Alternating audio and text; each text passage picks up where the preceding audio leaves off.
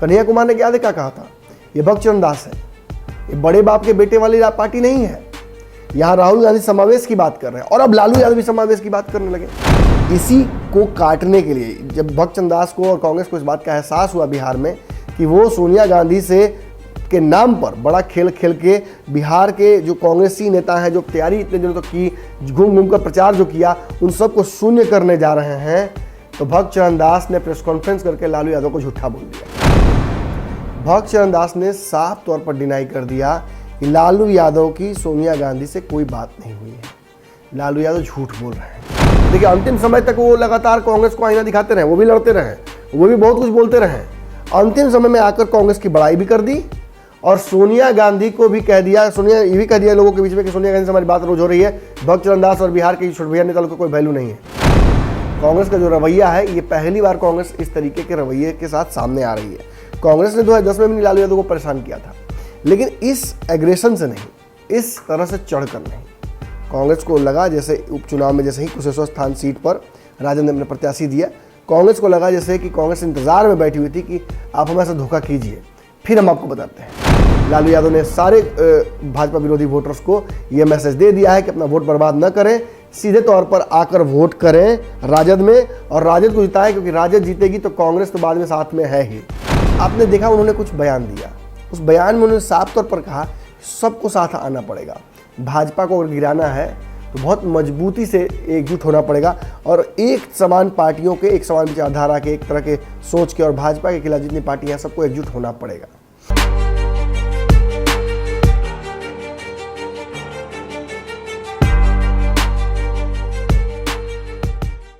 नमस्कार, पंचनामा देख रहे हैं आप। बिहार की सियासत में बहुत कुछ हुआ है। चुनाव प्रचार थम गया है। दोनों उपचुनाव की सीटों पर तारापुर और कुशेश्वर संस्थान में जमकर चुनाव प्रचार हुआ है। सभी ने अपनी शक्ति लगा दी, हर तरीके से हर एक कड़ी को जोड़ने की कोशिश की गई, हर एक पत्थर उठाकर देखा गया उसके नीचे क्या है।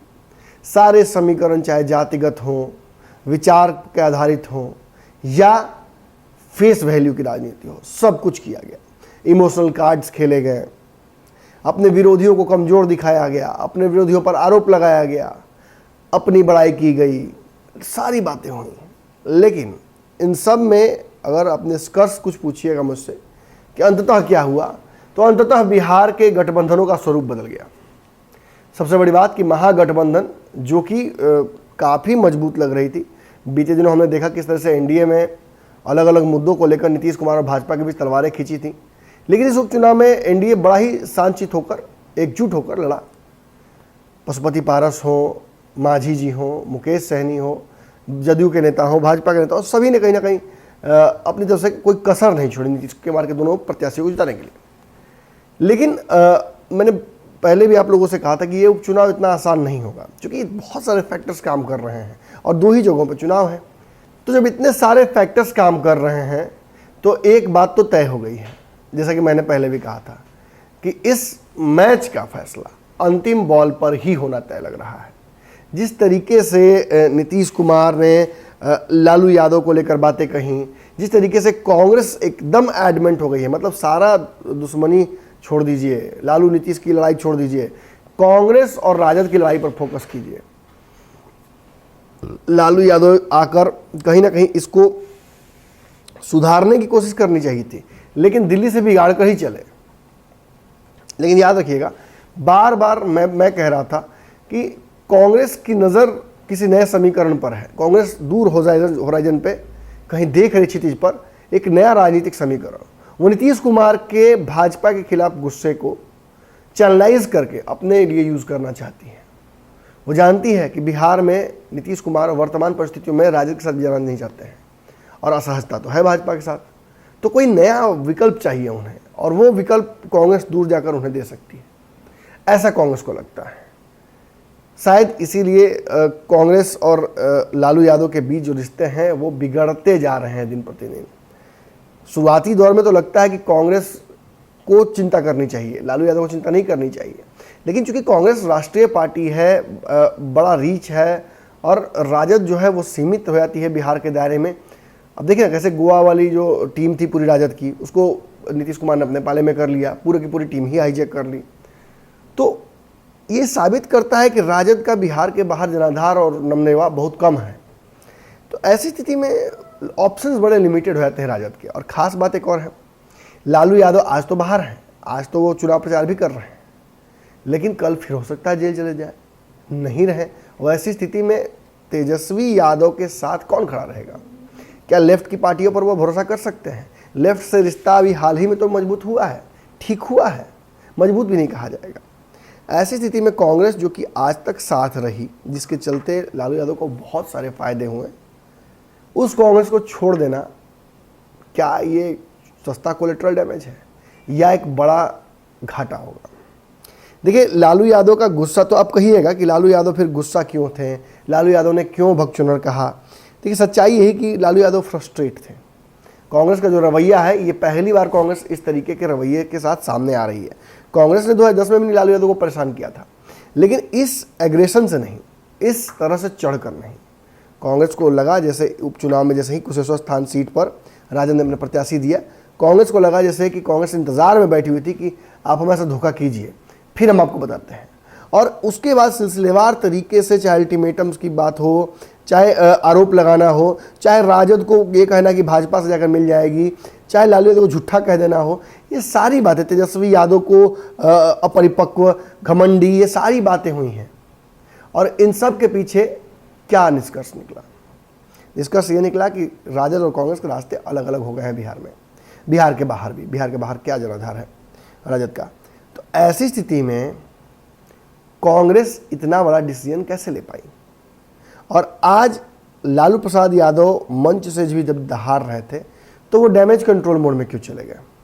क्या खेला कर दिया है लालू यादव ने अंतिम कुछ क्षणों में, जैसे कि वो करने के लिए माहिर है। इस बार भी हम इंतजार कर रहे थे कि लालू यादव कुछ नया खेला करेंगे, और देखिए, मैंने पकड़ लिया है, लालू यादव ने खेल कर दिया है।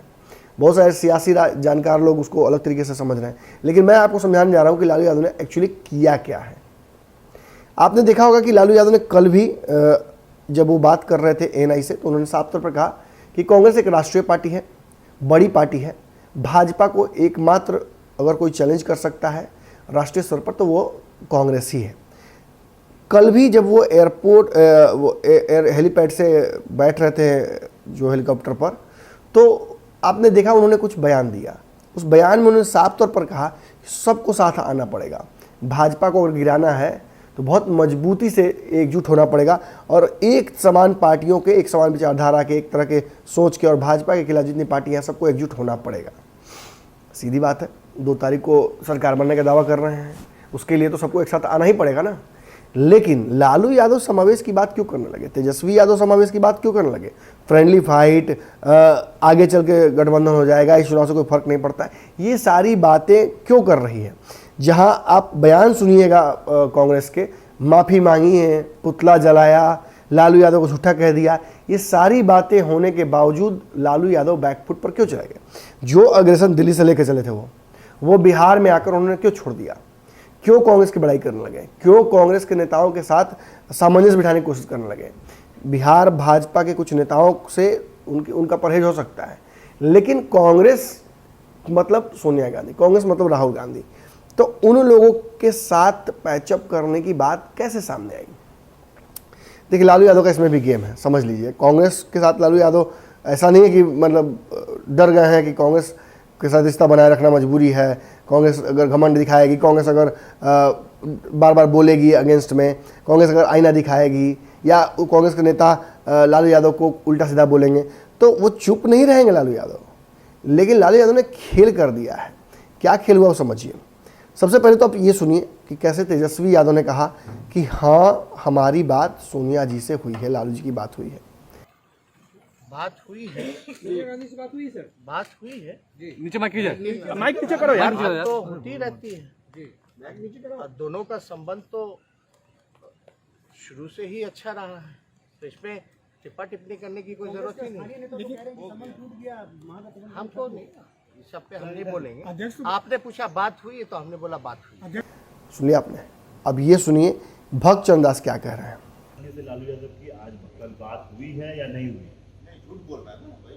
मैं तो स्पष्ट आपको कह दिया, फिर आप क्या बात कर रहे हैं? मैं कह रहा हूं इस तरह की कोई बात होती तो ये होगा कि कुशेश्वर स्थान में राजद कहता कि हमने अपना कैंडिडेट को बिठाने के लिए कह दिया, हम कहते हैं कि तारापुर में अपना कैंडिडेट को बिठाने के लिए कह दिया।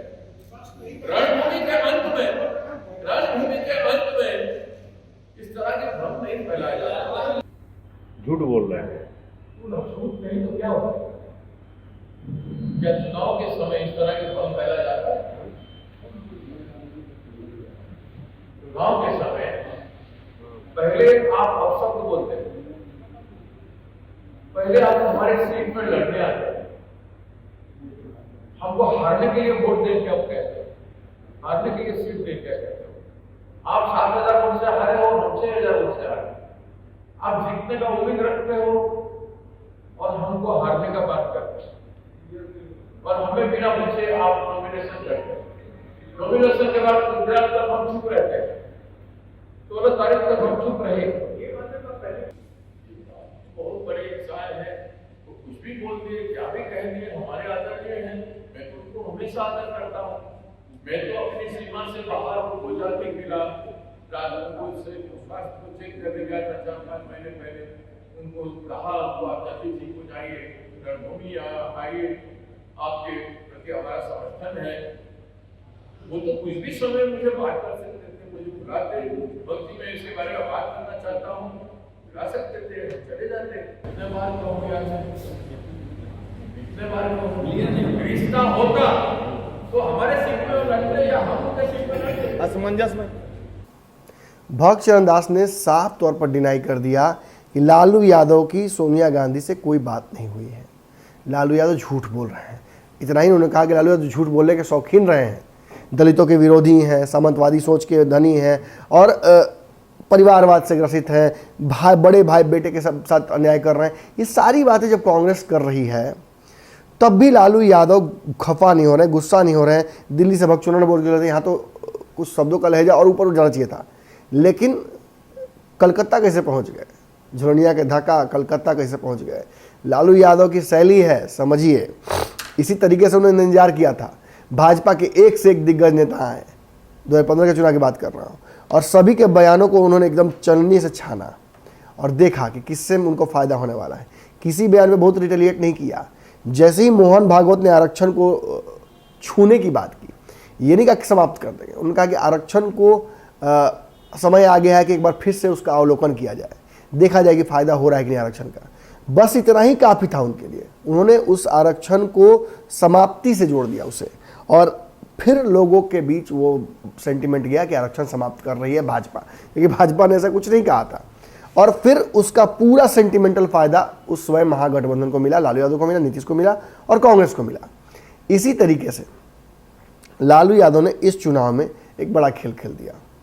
अंतिम समय में देखिए, अंतिम समय तक वो लगातार कांग्रेस को आईना दिखाते रहे, वो भी लड़ते रहे, वो भी बहुत कुछ बोलते रहे। अंतिम समय में आकर कांग्रेस की बड़ाई भी कर दी और सोनिया गांधी को भी कह दिया, ये भी कह दिया लोगों के बीच में कि सोनिया गांधी से हमारी बात रोज हो रही है, भक्त चरण दास और बिहार के छोटे भैया नेता लोग को कोई वैल्यू नहीं है। लेकिन एक बात मैं आपको बता दूं, कांग्रेस के वर्किंग स्टाइल को बहुत अच्छे से जानता हूं मैं, बहुत रिसर्च किया उसके ऊपर भी मैंने। कांग्रेस में आला कमान जरूर हर फैसला लेता है, लेकिन प्रभारी अध्यक्ष और जो शीर्ष नेता हैं उनको पूरी तरह से ट्रस्ट में लेकर सोनिया गांधी कोई फैसला करती हैं। अगर बात करें सीधे तौर पर इसको समझाने की, तो अगर लालू यादव की बात सोनिया गांधी से होनी है तो उससे पहले उन्हें भक्त चरण दास से बात करनी पड़ेगी। ये आप इस तरह से समझ सकते हैं कि इतना बड़ा कद है लालू यादव का, जब चाहे सोनिया गांधी से बात कर सकते हैं। नहीं, बात जब चाहे कर सकते हैं, लेकिन राजनीतिक बातें, गठबंधन की बातें, जोड़ घटाव समीकरण की बातें और प्रत्याशियों की बातें प्रभारी से ही करनी पड़ेगी। आपको याद होगा प्रभारी ने अल्टीमेटम दिया था, आपको याद होगा प्रभारी ने नॉमिनेशन वापस लेने का अल्टीमेटम दिया था।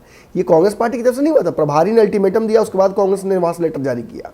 यानी जो भी प्रभारी होता है बिहार में, पिछले जब आप देख सकते हैं 2015 हो, 18 हो या 19 हो या 20 हो, सभी में सीटों का समीकरण बनाने के लिए, प्रत्याशी फाइनल करने के लिए, सीटों के संख्या के लिए बिहार में ही मंथन हुआ। दिल्ली में सब कुछ फाइनल जरूर करके अनाउंसमेंट किया गया, लेकिन सब कुछ यहीं हो रहा था। एक एक काट छाट यहाँ चल रहा था, कहाँ से कौन प्रत्याशी होगा उसको लेकर लड़ाई यहीं चल रही थी। दिल्ली में बस अंतिम मुहर लगाई जा रही थी कि हाँ आप सही कह रहे हैं। तो ऐसे में प्रभारी बहुत बड़े महत्वपूर्ण हो जाते हैं कांग्रेस के। और कांग्रेस प्रभारी को लेकर आपने देखा किस तरीके से यूथ कांग्रेस अग्रेसिव हुआ, लालू यादव जी का पुतला जला दिया गया। ये सब कुछ क्यों किया गया? लालू यादव को दिखाने के लिए कि आप हमारे प्रभारी को ऐसा नहीं बोल सकते। कन्हैया कुमार ने क्या कहा था, ये भक्तचरण दास है, ये बड़े बाप के बेटे वाली पार्टी नहीं है। यहाँ राहुल गांधी समावेश की बात कर रहे हैं और अब लालू यादव भी समावेश की बात करने लगे। दरअसल इसके पीछे लालू यादव का सीधा खेल है, समझ लीजिए इसको ऐसे। लालू यादव ने महागठबंधन और एंटी भाजपा वोटर्स को एक मैसेज दे दिया अंतिम समय में कि कांग्रेस मतलब राजद, राजद मतलब कांग्रेस। लेकिन इसको ऐसे उन्होंने नहीं दिया कि कांग्रेस को वोट दे दोगे तो राजद को मिल जाएगा। उन्होंने बहुत स्मार्टली बिहार कांग्रेस को शून्य कर दिया, बिहार कांग्रेस के सारे नेताओं को शून्य कर दिया और कह दिया कि इनकी बातों का कोई वैल्यू नहीं है, हमने सोनिया गांधी से बात कर ली है। एक मैसेज अंतिम समय में भेजने की कोशिश की, जैसे कि लालू यादव हमेशा से जाने जाते हैं इसके लिए। उन्होंने अंतिम समय में वोटरों को यह मैसेज दिया, कांग्रेस के भी, कि आप अगर वोट दे रहे हैं कांग्रेस को तो इन छोट भैया नेताओं को, प्रभारी, अध्यक्ष, जितने भी नेता हैं जो हमसे अगेंस्ट जा रहे हैं, इनके कहने पर आप अपना वोट बर्बाद कर रहे हैं। सोनिया गांधी हमारे साथ हैं, सोनिया गांधी ने हमसे हमारा रिश्ता समाप्त होने नहीं वाला है। और इन सब कारणों से देखिए लालू यादव की जो रणनीति है वो बड़ी व्यापक होती है और बड़ी मज़ेदार होती है, लेकिन कुछ हद तक इसको समझने लगे हैं लोग, बिहार में समझने लगे हैं लोग, मेरे जैसे पत्रकार समझने लगे हैं, नेता समझने लगे हैं। और उसी कड़ी में लालू यादव के इस बयान को पकड़कर भक्तचरण दास ने प्रेस कॉन्फ्रेंस किया और भक्तचरण दास के प्रेस कॉन्फ्रेंस ने कहीं ना कहीं साबित कर दिया कि उन्हें इस बात का एहसास हो गया था कि लालू यादव ने खेला कर दिया है। लालू यादव ने सारे भाजपा विरोधी वोटर्स को यह मैसेज दे दिया है कि अपना वोट बर्बाद न करें, सीधे तौर पर आकर वोट करें राजद में और राजद को जिताएं, क्योंकि राजद जीतेगी तो कांग्रेस तो बाद में साथ में है ही। कांग्रेस से तो बात हो ही गई है, सोनिया गांधी से बात हो ही गई है। बिहार में कांग्रेस अगर फ्रेंडली फाइट कर रही है तो करने दीजिए। इन नेताओं को अगर मन है हमसे अलग लड़ने का लड़ने दे।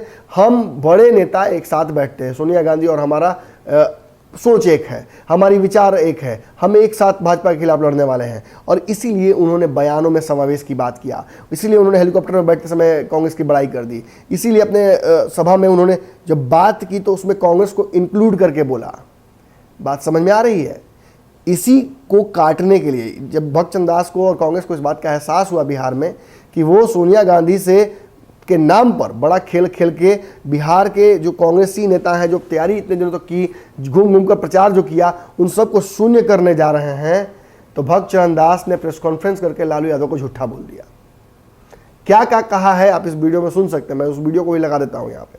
लेकिन एक बात आप जान लीजिए, भक्तचरण दास ने लालू यादव के इस समीकरण को अंतिम समय में समझ लिया, और समझ ही नहीं लिया, उसको काटने के लिए लालू यादव के द्वारा बोली गई बात को कि हमारी बात सोनिया गांधी से हुई है, उसे भी ज़ीरो कर दिया। यानी लालू ने बिहार कांग्रेस के नेताओं को ज़ीरो किया, बिहार कांग्रेस के नेता प्रभारियों ने सीधे तौर पर लालू यादव को शून्य कर दिया।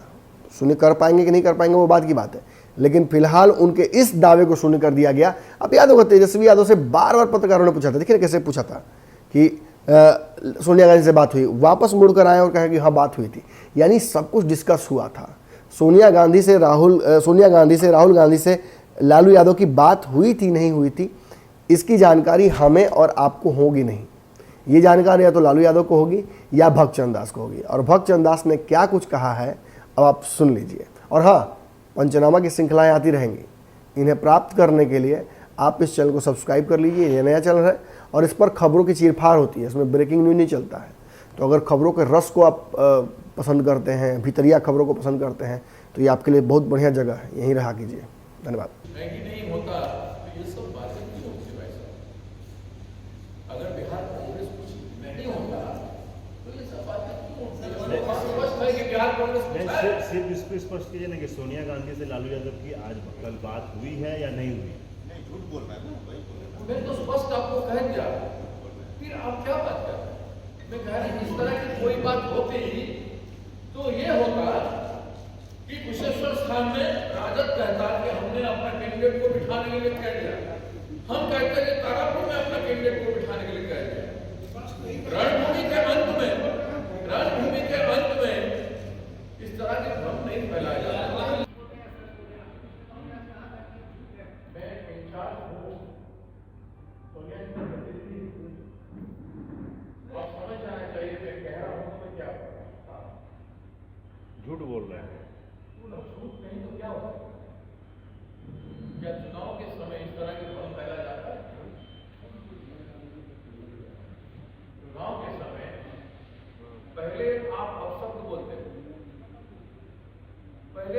हमारे सीट में लड़ने आते हैं, हमको हारने के लिए वोट दें क्या कहते हो, हारने के लिए सीट दें क्या कहते हो। आप 7,000 वोट से हारे हो, 6,000 वोट से हारे, आप जीतने का उम्मीद रखते हो और हमको हारने का बात करते हो, और हमें बिना पूछे आप नॉमिनेशन करते हैं। नॉमिनेशन के बाद गुजरात तक हम चुप रहते हैं, 16 तारीख तक हम चुप रहे।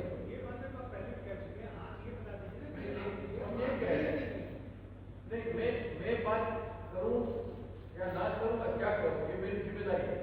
और जानते हैं मैं जिम्मेदार व्यक्ति हूं, मैं लूज न करता है, मुझे झूठ बोलना आता नहीं, मैं स्पष्टवादी हूं, मैं झूठ बोलना आता नहीं।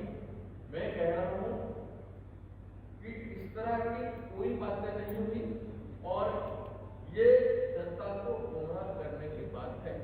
लालू जी झूठ क्यों बोले चले, कहीं से डैमेज करने की कोशिश करें क्या? यही है, चुनाव के समय अगर बातचीत भी हुआ हो तो कोई इस समय में बोलता है क्या जंग के मैदान में?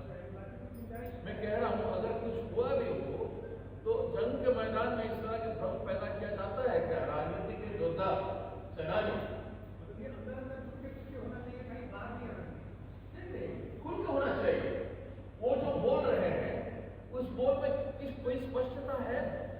अगर कोई समझौता होता तो दोनों पार्टी के बीच में होता कि भाई ठीक है, आप उन्होंने कहा क्या कुशेश्वर स्थान में कांग्रेस पार्टी को वोट दो, कहा कि हमने कहा क्या तारापुर में राजद को वोट दो, ऐसा हमने कुछ भी नहीं कहा, ना ही उन्होंने कहा। समझदारी समझौता या बातचीत हो गया उसका कोई अर्थ होता है, अर्थहीन बातें हम नहीं करने का कोई आदत। स्पष्ट बोल रहा हूं कि कांग्रेस जीतने के लिए लड़ रही है और जीतेगी। मैदान में जो राजनीतिक रेस्पॉन्स कांग्रेस को मिला है वो उम्मीद राजद का नहीं था और जेडीयू का भी उम्मीद नहीं था। आपसे रिश्ता रहेगा या टूट गया रिश्ता, ये बताओ। यूपीए का हिस्सा है या नहीं राजद? इतने बार कहूंगी आज, इतने बार कहूंगी, रिश्ता होता तो हमारे सीट में लड़ते या हम उनके सीट में लड़ते। असमंजस में। अच्छा ये बताया जाए मालिक पर बहुत बड़े इंसान है, वो कुछ भी बोल दिए, क्या भी कह दिए, हमारे आदरणीय हैं, मैं तो उनको हमेशा आदर करता हूँ। मैं तो अपनी सीमा से बाहर उनको जाके मिला, उनको स्वास्थ्य को चेक करने गया था 4-5 महीने पहले, उनको कहा उनको आप जल्दी ठीक हो जाइए, रणभूमि आइए, आपके प्रति हमारा समर्थन है। वो तो कुछ भी समय मुझे बात कर सकते थे, मुझे बुलाते, भक्ति में इसके बारे में बात करना चाहता हूँ, बुला सकते थे, हम चले जाते बात करते। बाकी लोगों का पीसीसी प्रेसिडेंट, सीएलपी लीडर, हमारे पुलिस विधायक से, इन सब लोगों से तो बात कर सकते थे, नहीं कि कोई बात नहीं, क्योंकि मेरा जो संबंध उनके साथ था है, अगर बुलाते तो मैं जरूर जाता, बातों आपस में होती, कोई समाधान निकलता, उसकी कोई प्रयास नहीं हुआ, उसकी कोई प्रयास नहीं हुआ। अब पश्चाताप करने से क्या फायदा? अब दुखी है अंदर से और आप बुलाते हैं। कोई संकट आएगा तो मैं जाऊंगा, लेकिन अब चुनाव में बुलाएंगे, चुनाव के बाद बुलाएंगे तो जाऊंगा। जब बात करने में क्या इंसान का स्वागत करना चाहिए, इज्जत करना चाहिए। वो मुझे कुछ भी कह सकते हैं, मैं उन्हें कभी भी कुछ नहीं कहा, मैं कहा ना कई बार, वो मेरे आदरणीय है। राजनीति हम करते हैं अपने अपने पार्टी के लिए, इसका मतलब नहीं कि हम आर्मी सोशल क्या इनसे ज्यादा मेरा रिश्ता अपने चीफ मिनिस्टर से। मैंने कभी इनसे मिलने गया, इसलिए यहाँ पे 3-4 दिन की बात जब मैं स्टेटमेंट के पास जाकर कुछ भी कह सकता हूँ। इतना होने के बाद भी आप आदरणीय कह रहे हैं, तब वो झूठ पर झूठ क्यों बोल रहे हैं? इतनी बड़ी बात आपके बारे में कहते हैं, पूरे देश में ये व्यक्ति पर निर्भर करता है। मैं कह रहा हूँ बड़े हैं, कुछ भी कह सकते हैं, हम तो नम्र है। हमारी सभ्यता संस्कृति जो गांधी परिवार ने दिया है, जो कांग्रेस पार्टी ने दिया है, उसमें हम खुद को बनाए हैं, उसी तरह का सम्मान करेंगे। थोड़ी सी कुछ भी बोल देने से राहुल जी का कुछ खराब तो नहीं हो जाएगा। कांग्रेस की लड़ाई किस प्रकाश का सृजन जरूर इस रूप में कांग्रेस जीतता है, तो एक प्रकाश का सृजन के रूप में, एक आशा और विश्वास के रूप में ये शुरुआत होगा। और जनता से निवेदन है कि बिना इन लोगों को बातों को ध्यान देते हुए आप वोट करें। कांग्रेस पार्टी बिहार का नवनिर्माण के लिए एक चुनाव लड़ रहा है। बिहार में जन जन पर एक आस्था निर्माण कर रहे हैं, मुद्दों की लड़ाई। हम भाई भाइयों में लड़ाई नहीं चाहते हैं, कभी लड़ाई हम आपस में भाईचारा के साथ सभी समूह जिनको राज्य सरकार का रेस्पॉन्स चाहिए, जिनके मुद्दों के प्रति, जिनके इश्यू के प्रति सरकार संवेदनशील और रेस्पॉन्सिव हो, उसी तरह से एक कांग्रेस पार्टी का शुरुआत हो। आने वाले दिनों में सरकार बने, संसद में हमारे जाति संख्या के लोग जाएंगे, उनसे जीत के तो देश में बिहार की तरफ से एक नया शुरुआत होगा। इसलिए हम एक करते हैं दोनों चुनाव क्षेत्र के जनता से, और आप जो रेस्पॉन्स किए, तो अद्भुतपूर्ण लोगों का रेस्पॉन्स रहा इस चुनाव में। जहाँ जहाँ हम लोग है, चाहे कल्याण जी की मीटिंग में हो, चाहे वोट यादव जी की मीटिंग में हो, चाहे रामप्रसाद जी की मीटिंग में हो, चाहे हमारे जितने नेता गए हो, तो वहाँ आम जनता की ओर से एक एक्सेप्टेंस। पहले लोगों में विश्वास नहीं हो रहा था कि हम लड़ रहे हैं, लेकिन जब हम लड़ने लगे तो लोगों में विश्वास मजबूती से हो गया, और अभी वो शिफ्ट हो चुका है। लोगों की दिमाग में मानसिकता है वो संपूर्ण शिफ्ट हो चुका है। अब वो पूरी दिन का इंतजार है। हम आशा करते हैं कि जनता टिके रहेगी अपने भावना में, और